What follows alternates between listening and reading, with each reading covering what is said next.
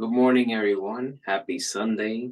Welcome to another episode of Sports News Flash at 12. I am your host, Miguel Mike Medina, and we're going to get started with some college baseball. The Miami Hurricanes, they bounced back after losing Game 1 of the series opener against rival Florida Gators.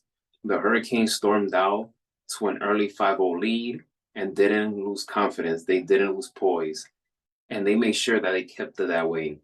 The Hurricanes won 10-6. Edgardo Villegas went deep in this game. Jason Torres went deep in this game as well.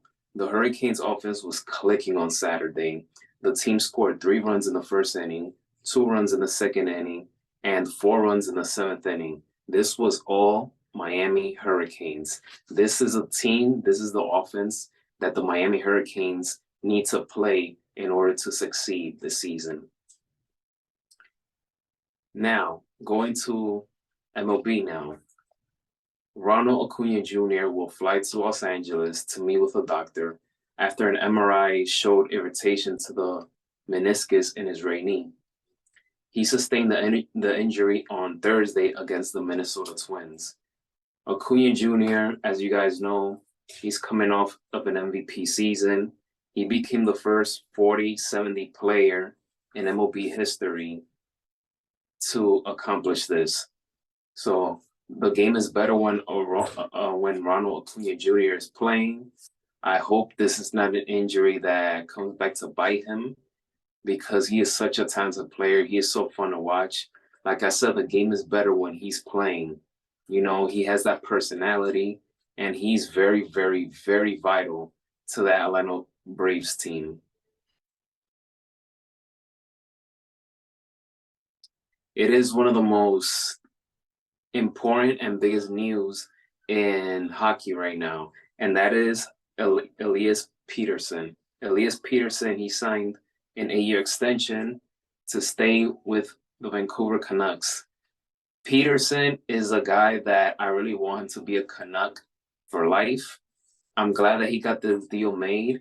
The Vancouver Canucks, they're in first place in the Western Conference, although they've been a little inconsistent lately. But I would like to see Pettersson win the Stanley Cup with Vancouver, and hopefully it happens around this time of his 8-year extension. So he's going to be in Vancouver for 8 more years.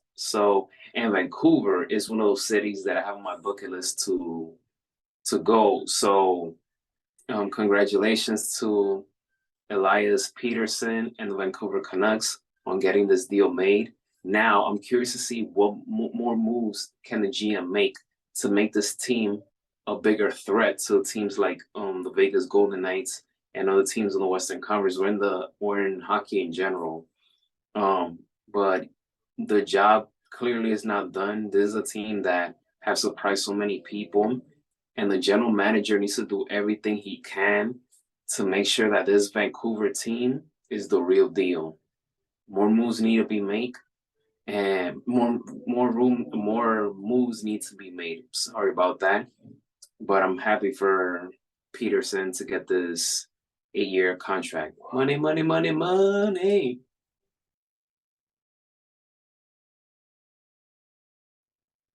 San Francisco may have found the guy that they're looking for to lead his defense. The 49ers are set to hire defensive passing game / cornerbacks coach Nick Sorensen as their new defensive coordinator. The 49ers, they finished the 2023 season third in both rushing yards, which is 89.7 points allowed per game, and 17.5.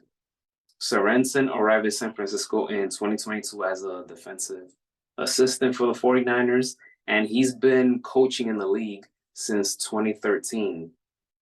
General manager and former player and Hall of Famer John Lynch, he has some tough decisions to make this offseason, because not only you want to keep your defense intact and strengthen your defense, but you also got to worry about free agents Chase Young and Javon Kinlaw. So it will be interesting what John Lynch will do with that. And John Lynch, defense is his number one priority. That's his bread and butter. I mean, he was a safety for the Tampa Bay Bucks, for crying out loud. And that man, during his heyday, he would hit you hard, which today, his style of play, he can't play in today's NFL. So John Lynch, I'm sure that he's going to do everything he can to make sure the 49ers have a much better defense coming into the new season. So, but he has some tough decisions to make. Last but not least, we're going to end this episode. For the first time, I'm going to be talking about the sport, but it's something that I'm still getting adjusted to and I'm slowly getting comfortable, and that is NASCAR. So, Charles Smith entered his third NASCAR Xfinity Series start at Las Vegas Motor Speedway.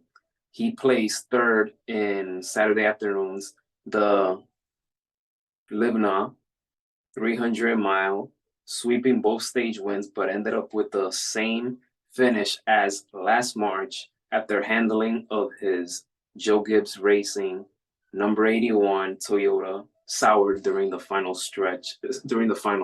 segment. Joe Gibbs, as you guys know, that man, he's been blessed.